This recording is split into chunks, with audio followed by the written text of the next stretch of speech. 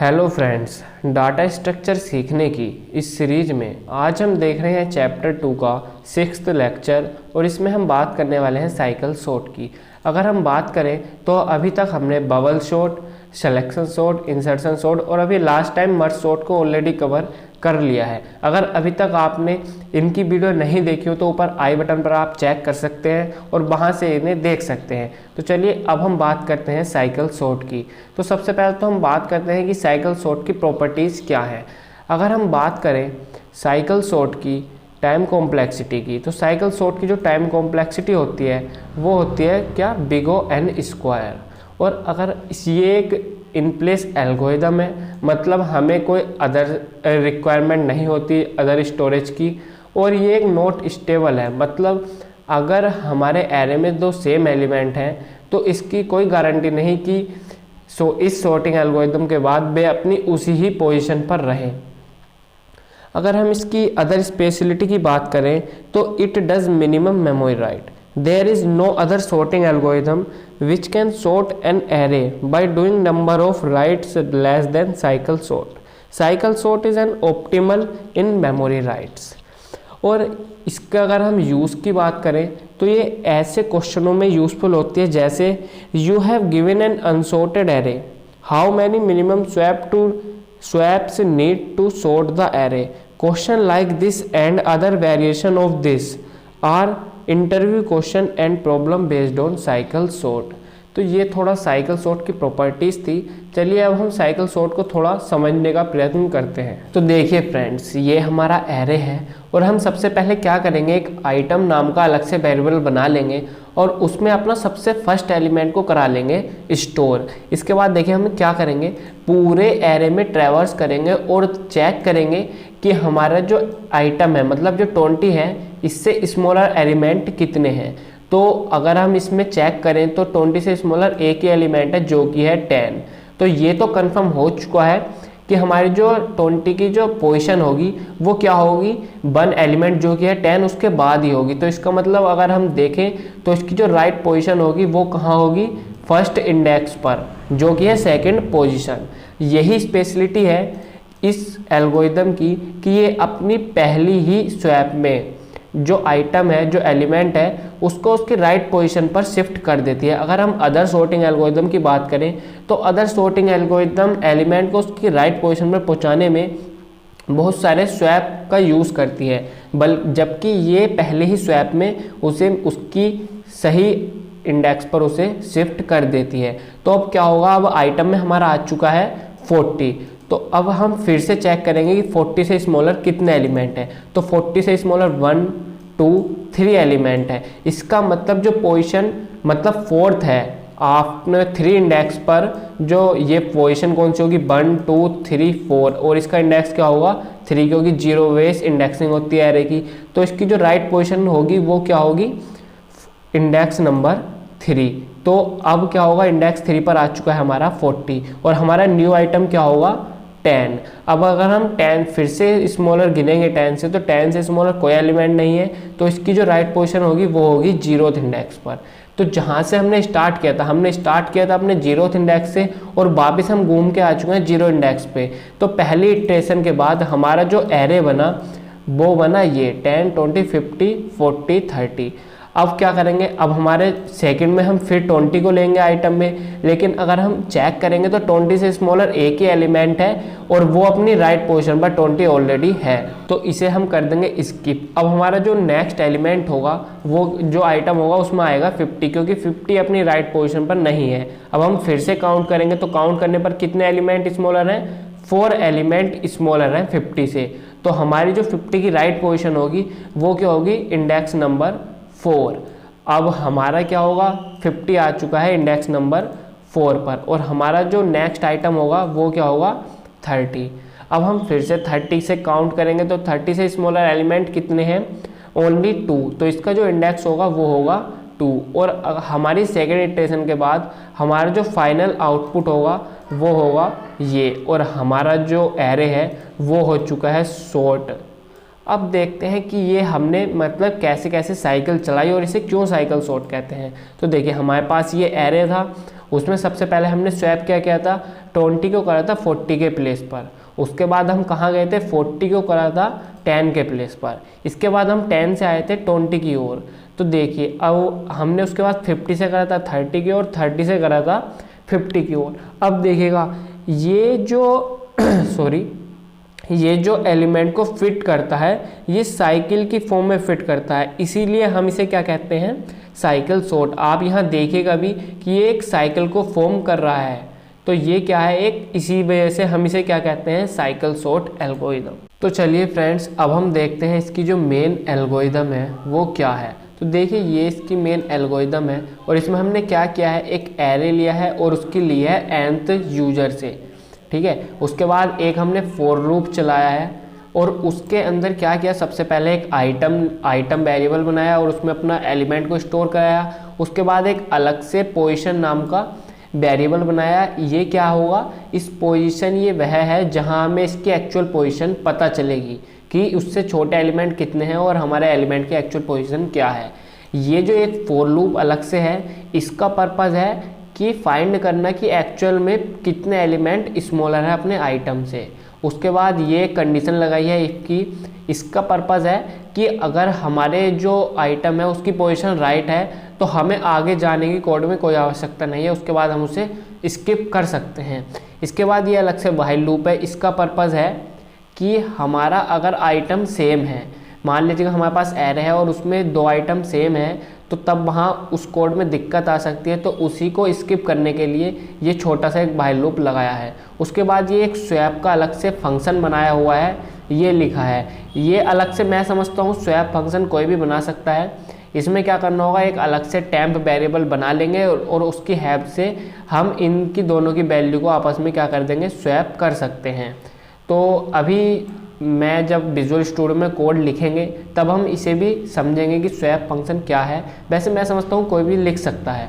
उसके बाद एक अलग से व्हाइल लूप लगाया है और इस व्हाइल लूप का पर्पज़ है जो हमारे अलग से एलिमेंट बचे हैं, मतलब जब हमने अभी वर्किंग में देखा था तो आइटम में और अलग से एलिमेंट आ गए थे जो कि हमारी इटरेशन से स्टार्ट नहीं हुए थे, तो उनको फिक्स करने के लिए अलग से व्हाइल लूप लगाया है। चलिए अब इसे थोड़ा वर्किंग से और अच्छे से क्लियर करते हैं। तो देखिए ये हमने एक एरे ले लिया है और उसमें सबसे पहले हम क्या करेंगे, यहाँ क्या लिखा है, आइटम में जो 0th इंडेक्स पर एलिमेंट होगा उसे स्टोर करेंगे। तो हमारा आइटम में क्या आ चुका है, 0। ये क्या है, हमारी CS 0 के लिए चल रही है अभी, क्योंकि हमारा CS क्या है अभी 0, ठीक है। तो अब देखिए अब आइटम में क्या आ चुका है, 0। अब अलग से पोजीशन नाम का वेरिएबल बनाएंगे और उसमें क्या करेंगे, CS को पास, CS क्या है हमारा 0, ठीक है। अब देखिए अब हम आ चुके हैं इस वाले व्हाइल लूप में और इस व्हाइल लूप से हम काउंट करेंगे कि 20 से स्मॉलर कितने एलिमेंट है। तो 20 से स्मॉलर एक एलिमेंट है, तो अब हमारी पोजीशन की वैल्यू क्या हो चुकी है, 1। इसके बाद हम चेक करेंगे ये वाली कंडीशन, क्या पोजीशन, जो पोजीशन की वैल्यू और CS की वैल्यू है क्या इक्वल है, नहीं है। तो अब हम इसमें नहीं जाएंगे, इसका मतलब हमारा जो 20 है वो अपनी सही पोजीशन पर नहीं है। उसके बाद हम व्हाइल में भी नहीं जाएंगे क्योंकि हमारा जो एरे पोजीशन पर एलिमेंट है 40 वो इक्वल नहीं है आइटम के, तो इसे भी हम स्किप करेंगे। इसके बाद अब हम आएंगे अपने स्वैप वाले जो कोड है इस पर, और इसमें हम क्या स्वैप कर रहे हैं, जो आइटम की वैल्यू है इसे और जो एरे पोजीशन पर वैल्यू है, एरे पोजीशन पर वैल्यू है 40, इन दोनों को आपस में क्या कर रहे हैं, स्वैप। तो अब हम इन्हें करते हैं स्वैप, ठीक है। अब हमारा आइटम में क्या आ चुका है 40 और हमारा पोजीशन क्या है 1। तो देखिए हमने इसीलिए ये वाला कोड लिखा है। इसमें क्या होगा, ये तब तक चलेगा जब तक जो हमारी पोजीशन है वो CS के बराबर नहीं हो जाती, ठीक है। तो अब हम इसकी 40 की वैल्यू को उसकी राइट पोजीशन पर पहुंचाएंगे इसकी हेल्प से। तो सबसे पहले जब हम इसमें एंटर होंगे तो हमारी पोजीशन क्या हो चुकी है, पोजीशन को कर देंगे CS। तो पोजीशन क्या हो चुकी है, हमारी पोजीशन हो चुकी है 0, ठीक है। अब देखिएगा पोजीशन 0 हो चुकी है। अब हम फिर से इस वाले फॉर लूप में जब एंटर होंगे तो ये फॉर लूप फिर से पोजीशन की वैल्यू काउंट करेगा कि 40 से स्मॉलर कितने एलिमेंट हैं। तो 40 से स्मॉलर 1 2 3 4, तो ये क्या करेगा, पोजीशन की वैल्यू को कर देगा 4, ठीक है। तो अब उसके बाद सिंपली जब हम आएंगे अपने, इसे तो स्किप करेंगे क्योंकि इसका मतलब पर्पस तो है कि अगर हमारे एलिमेंट सेम हो तो। अब क्या करेंगे हम अपने, इससे कर दिया हमने आपस में इन्हें स्वैप, ठीक है। और हमारी जो अभी पोजीशन क्या है 4 है, पोजीशन अभी भी 0 नहीं हुई, CS के इक्वल नहीं हुई है, तो अभी हम इस भाई लूप से बाहर नहीं निकलेंगे। तो हम फिर भाई लूप में चलाएंगे और हमारी पोजीशन क्या हो जाएगी अब 0। जब हम अपने इस वाले लाइन पर आएंगे तो यहाँ क्या होगी, हमारी पोजीशन हो जाएगी फिर से 0 और हम फिर से एक बार इस लूप को चला करके चेक करेंगे कि कितने एलिमेंट 10 से छोटे हैं। तो 10 से छोटा कोई भी एलिमेंट नहीं है तो हमारी पोजीशन रहेगी 0 और उसके बाद हम स्वैप कर देंगे 0th इंडेक्स पर जो एलिमेंट है उसे और आइटम को। और अब हमारी पोजीशन क्या हो चुकी है, पोजीशन हो चुकी है 0 जो कि है CS के इक्वल। तो अब हम इस भाई लूप से क्या आ जाएंगे, इस भाई लूप से आ जाएंगे बाहर और सिंपली अब क्या होगा, अब फिर से लूप चलेगा। CS 0 के लिए जो हमने लूप चलाया था वो कंप्लीट हो चुका है। अब चलाएंगे इंक्रीमेंट करके 1 के लिए। तो जब हम देखें 1 के लिए चलाएंगे तो क्या होगा, जब CS हमारी क्या होगी 1 होगी, तो अब हम सिंपली सबसे पहले क्या करेंगे, फिर से अपने आइटम में क्या आ चुका है, अब हमारा 20 आ चुका है, पोजीशन में क्या आ चुका है अपनी CS जो कि है 1। अब जब हम इस फॉर लूप को चलाएंगे तो इसमें हमें हमारी जो पोजीशन रहेगी वो सेम रहेगी, क्योंकि 20 से स्मॉलर और कोई एलिमेंट नहीं है, एक एलिमेंट है और हमारी जो पोजीशन है वो भी क्या है 1। तो जब हम यहाँ इस वाली कंडीशन पर आएंगे और यहाँ चेक करेंगे कि पोजीशन इक्वल्स टू CS, तो ये क्या है ट्रू है, इसका मतलब हमारा जो 20 है वो अपनी राइट पोजीशन पर, और सिंपली हम कर देंगे कंटिन्यू। तो हमें इसके बाद इसमें कोड में आगे जाने की कोई आवश्यकता नहीं है। हाँ, तो अब हमारा CS क्या हो चुका है, CS हो चुका है 2 और आइटम में क्या आ चुका है, जो सेकंड इंडेक्स पर एलिमेंट है 50, अब आइटम में आ चुका है 50 और पोजीशन में क्या होगा, पोजीशन में आ चुका है 2, क्योंकि हमने क्या इनिशियलाइज किया है पोजीशन में CS को।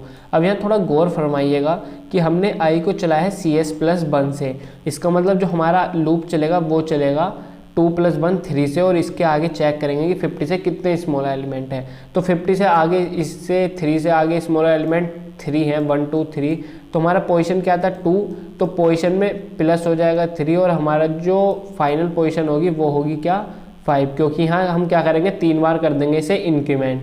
तो अब हमारी जो पोजीशन है वो है 5, तो हमारी पोजीशन में क्या आ चुका है, इसमें आ चुका है सिंपली 5, और हम उसके बाद क्या करेंगे, सिंपली कर देंगे स्वैप। तो अब हमारा स्वैप हो जाएगा 5th इंडेक्स पर जो एलिमेंट है वो और आइटम में, ठीक है। तो अब हमारा आइटम में क्या आ चुका है 30, तो यहाँ हमारी पोजीशन क्या है, पोजीशन 5 है, पोजीशन 2 के इक्वल नहीं है। तो हम इस अब भाई लूप में जाएंगे और यहाँ क्या करेंगे, सबसे पहले पोजीशन को कर देंगे CS जो कि है 2, तो सिंपली अब हमारी पोजीशन क्या हो जाएगी, पोजीशन हो जाएगी 2, ठीक है।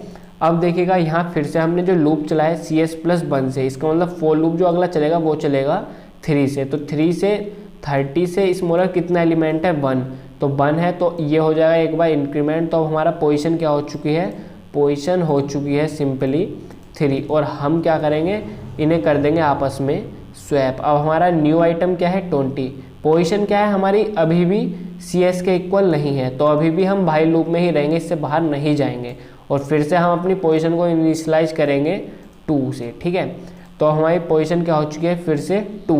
अब यहाँ आप चेक कीजिएगा कि 20 से स्मॉलर एलिमेंट यहाँ से आगे, मतलब हमारा जो लूप चलेगा CS + 1 से चलेगा, तो 3 से आगे, इंडेक्स 3 से आगे 20 से स्मॉलर कितने एलिमेंट हैं, कोई भी एलिमेंट नहीं है, तो पोजीशन जो है इसमें कोई बदलाव होगा नहीं। तो अब हम सिंपली क्या करेंगे, स्वैप करेंगे सेकेंड इंडेक्स पर एलिमेंट को और आइटम को। तो अब जब हम इन्हें स्वैप करेंगे तो हमारा जो एरे आया ये आया, और हमारा आइटम में आ चुका है 50, और अगर आप चेक करें तो हमारी पोजीशन क्या है 2, तो हमारी कंडीशन जो है ये हो चुकी है फॉल्स, क्योंकि ये हो चुके हैं आपस में इक्वल, और अब हम सिंपली निकल जाएंगे भाई लूप से बाहर। अब हम चेक करेंगे CS, आ चुके हैं हम CS 3 पर, लेकिन अब हम 3 पर जब चेक करेंगे तो 3 पर क्या है 30, और अब हम चेक करेंगे जब इससे आगे एलिमेंट 30 से स्मॉलर कितने हैं, तो पोजीशन में कोई इंक्रीमेंट नहीं होगा, क्योंकि कोई एलिमेंट इससे आगे इससे स्मॉलर है ही नहीं।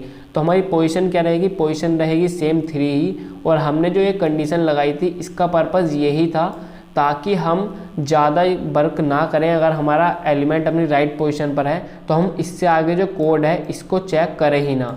तो अब हम क्या करेंगे, सिंपली इससे आ जाएंगे बाहर और कंटिन्यू कर देंगे। अब हम चेक करेंगे CS 4 के लिए, तो CS 4 के लिए भी सेम होगा और CS 5 के लिए भी सेम होगा। तो आप देख सकते हैं कि कितनी ईजिली हमारा केवल और केवल हमने जो वर्क किया है वो किया है इन दो CS0 पर और 2 पर, इन दो में ही हमारा जो पूरा एरे था वो हो चुका है सॉर्ट।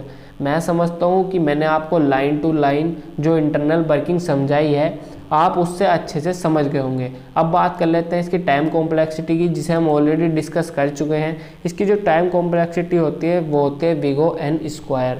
तो चलिए अब हम चलते हैं अपने विजुअल स्टूडियो की ओर, इसे करके देखते हैं। तो फ्रेंड्स अब हम आ चुके हैं अपने विजुअल स्टूडियो में और यहाँ मैंने अपना कोड लिख लिया है। और यहाँ क्या किया मैंने, वहाँ जो स्वैप वाला फंक्शन आपको बताया था उसमें मैंने स्वैप फंक्शन बनाने की इस जगह डायरेक्ट यहाँ स्वैपिंग कर दिया। आप देख सकते हैं डायरेक्ट स्वैपिंग कर दिया। कैसे, एक टैम्प अलग से वेरिएबल बनाया, उसमें पहले हमने आइटम पास किया और आइटम में कर दिया जो पोजीशन नंबर पर एरे में जो पोजीशन पर एलिमेंट था उसको, और बाद में उसी पोजीशन पर हमने कर दिया टैम्प को स्टोर। और यहाँ नीचे भी जो स्वैपिंग थी उसमें भी मैंने सेम वही कोड लिख दिया है। ठीक है, उसके बाद मेन फंक्शन में अपना सेम वही एरे लिखा है जिसमें एलिमेंट है 20, 40, 50, 20, 10 और 30, और उसके बाद उसकी लेंथ निकाली और सिंपली अपने साइकिल सॉर्ट का जो ये हमने अलग से फंक्शन बनाया है उसको कॉल किया और फिर यहाँ अपने फॉर ईच लूप की हेल्प से जो आउटपुट है उसको करा लिया प्रिंट। तो चलिए इसे एक बार हम रन करके देख लेते हैं कि हमारा आउटपुट